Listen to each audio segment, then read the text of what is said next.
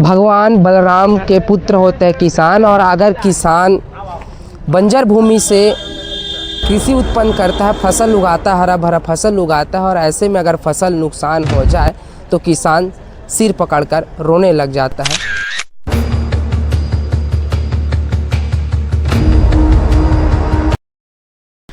सरकार से सरकारी लोन लेके हम लोग वो फसल उगाते हैं। अब उसमें ऐसा है कि जब फसल ही बर्बाद हो चुका है और हमको उससे बेनिफिट नहीं हो पा रहा है तो हम लोन ही कहाँ से पटाएंगे।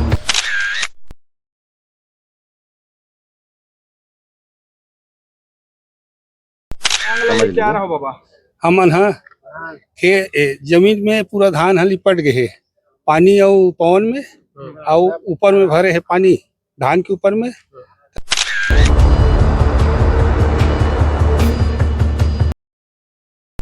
यही मांग है सर कि हमारे जन फसल हमारे जन 12 महीना कमी का था ने साफ सब दिखा थे आपला इमन हाँ पानी में सरे के वजह से लगातार बारिश के कारण से हमार फसल पूरा तरह से बर्बाद हो गए सर। तो हमारे प्रशासन से ही मांगे सर कि हम लेकर उचित मुआवजा दिला के हम लोग कष्ट करें।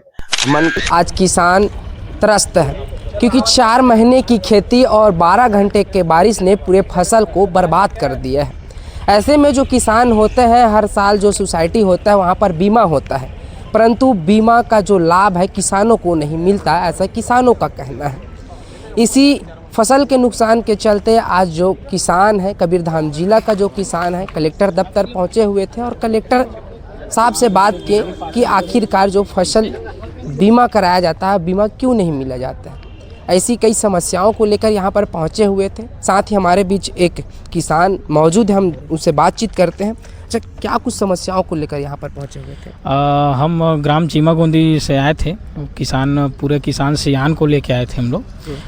पूरा जो फसल है गांव का, आसपास के पूरा 7 गांव का जो फसल है, अभी हाल ही में हुए 4 रोज से जो बारिश हुआ है उसमें पूरा फसल जो है वो नुकसान हो गया है। उस फसल का जो भरपाई है, जो बीमा के थ्रू हमको जो दिया जाता है, नुकसान का राशि जो दिया जाता है, उसके लिए हम लोग कलेक्टर साहब से आवेदन करने के लिए आए थे, अवगत कराने के लिए आए थे कि उसमें निरीक्षण कराए और हमको उसका उचित मुआवजा दिलाए। जी, मुआवजा जैसे राशि की बात करें, फसल में अधिकतर देखा जाता है परसेंटेज की बात होती है, परसेंट के हिसाब से मुआवजा राशि दिया जाता है, क्या कुछ बताएं? उसमें परसेंट वाली बात ही नहीं है, पूरा फसल ही, पूरा जो खड़ी फसल है वो फसल ही पूरा बर्बाद हो गया है।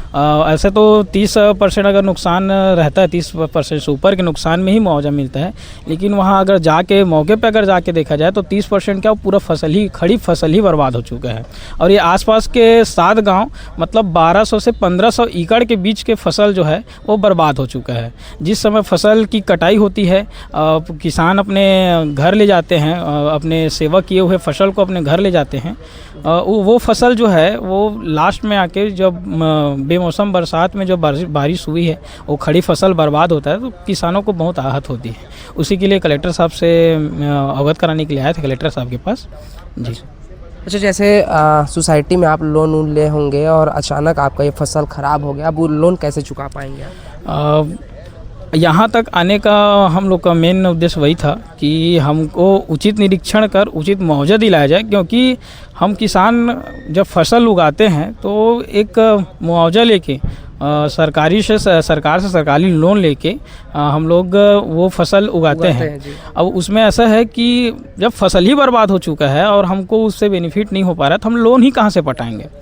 तो कलेक्टर साहब से वही चर्चा किए हैं कि अगर हमें मुआवजा ना मिलता है तो कम से कम हमारी जो लागत है वो दे दे, या तो जो हमारा भी लोन चल रहा है जिससे हम लोग फसल उगाए हैं वो लोन माफ़ करा दे। अच्छा, लागत की बात की है कि एकड़ में कितना लागत आ जाता है फसल? 1 एकड़ में लगभग 1 एकड़ में अगर देखा जाए तो लगभग हमको 35 से 36 हज़ार के आसपास का जो है लागत लगता है फसल उगाने में। जी। सरकार से क्या मांग है? सरकार से यही मांग है कि उचित निरीक्षण किया जाए और उचित मुआवजा दिलाया जाए।